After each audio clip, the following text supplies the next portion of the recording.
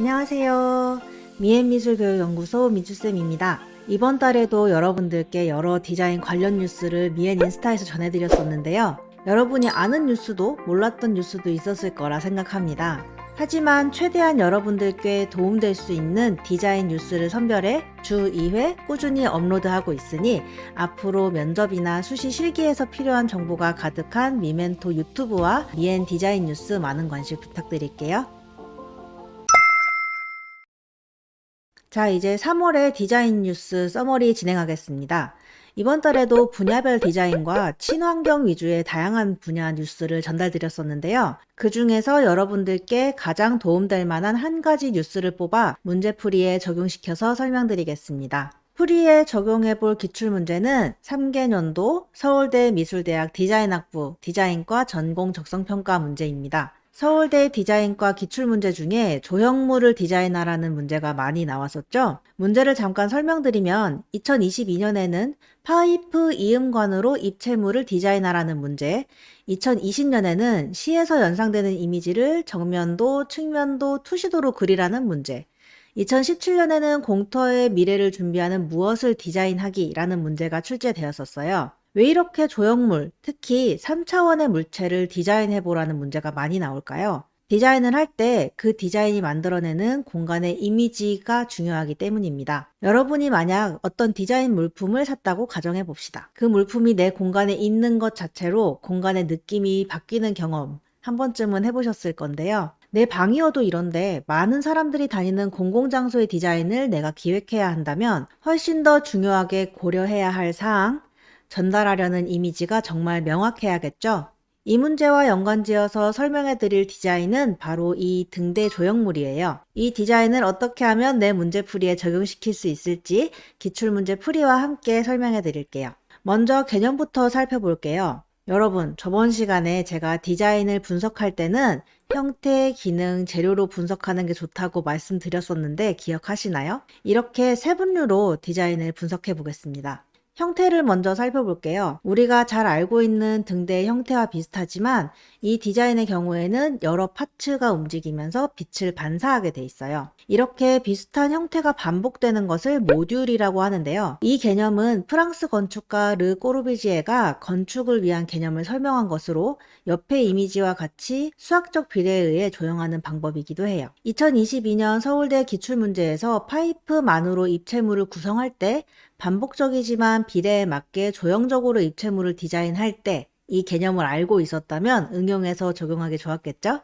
두 번째로 기능입니다. 디자인의 유명한 격언 중에 형태는 기능을 따른다 이런 말 들어보신 적 있으실 거예요. 전체적인 형태는 기능을 함께 고려해야 하기 때문에 무조건 예쁜 것만 좋다고 할 수는 없겠죠. 이후 말씀드릴 재료의 사용과도 연관되어 있으니 이 부분은 여러분들이 실제로 문제풀이를 하실 때 많이 고민을 해보셔야 되는 부분이라고 생각합니다. 앞서 형태에서도 말씀드렸듯이 이 형태는 등대라는 기능을 충실히 수행할 수 있도록 디자인되었어요. 그러면서도 빛을 충분히 전달할 수 있는 반사판의 역할도 해수면의 높이에 따라 점점 빛이 줄어드는 컨셉의 메시지도 함께 전할 수 있게 디자인되었습니다. 우리가 환경을 보호하지 않고 지구 온난화가 가속화된다면 결국 이 등대의 빛은 점점 사그라지겠죠? 이런 사회적인 메시지를 담아 형태와 기능으로 표현할 수 있는 것도 디자인의 정말 중요한 역할 중 하나입니다. 세 번째로 재료입니다. 금속의 가장 큰 특징은 반사겠죠. 상대적으로 등대 위쪽에 광원이 있다 보니 아래쪽에는 빛이 모자라 보일 수 있는데 바람으로 움직이는 이 금속 판들은 주변에 빛을 반사하며 본인의 볼륨을 충분히 드러내고 있어요. 바람이 불지 않더라도 금속판 고유의 특성이 잘 드러나는 좋은 컨셉 디자인이라고 할 수 있겠습니다. 이렇게 형태, 기능, 재료 세 부분으로 디자인을 분석해 드렸습니다. 이제 문제풀이에 어떻게 적용할 수 있을지 알려드릴게요. 먼저 디자인 컨셉에서 중요한 부분인 내가 왜 이 디자인을 했는가를 전달하는 디자인 철학입니다.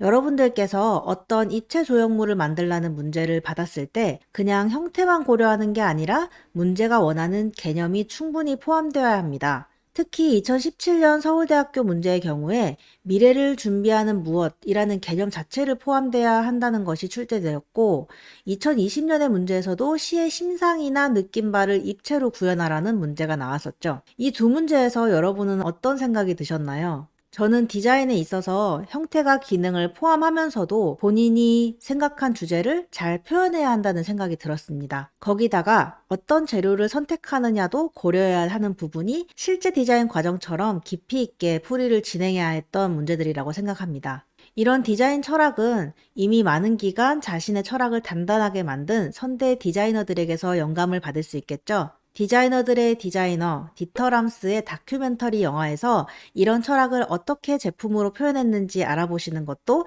여러분들의 이해와 면접 준비, 문제풀이에 도움이 될 것 같습니다. 두 번째로 형태와 기능, 재료에 대한 부분을 풀이할 때 2020년도 문제의 정면도, 측면도, 투시도 세 가지를 표현할 줄 알아야 한다는 점이에요.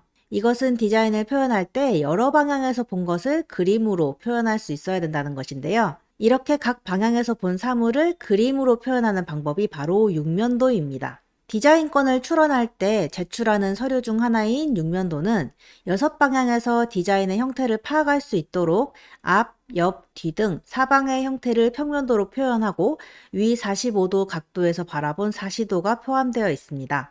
우리가 보통 디자인을 할 때 3차원의 입체로 구현하기보다 아이디어 스케치상의 2차원으로만 생각하는 경우가 많은데요. 앞서 소개해드린 디자인의 경우에 키네틱 아트로도 볼 수 있을 만큼 다양한 각도에서 아름다움을 느낄 수 있게 디자인된 것을 보실 수 있을 거예요. 물론 여러분들이 이렇게 똑같이 디자인을 하진 않더라도 머릿속에 상상할 때 한 면만 생각하는 게 아니라 여러 각도의 이 제품 또는 조형물의 형태적, 기능적 특징을 상상해 보시기를 바랄게요. 이번 영상에서는 현재 디자인 제품으로 기출문제 풀이를 알려드렸습니다. 디자인이라는 분야가 정말 많은 지식과 관심이 필요하다는 것, 그래서 꾸준히 공부해야 한다는 것이 여러분께 잘 전달되었으면 좋겠어요.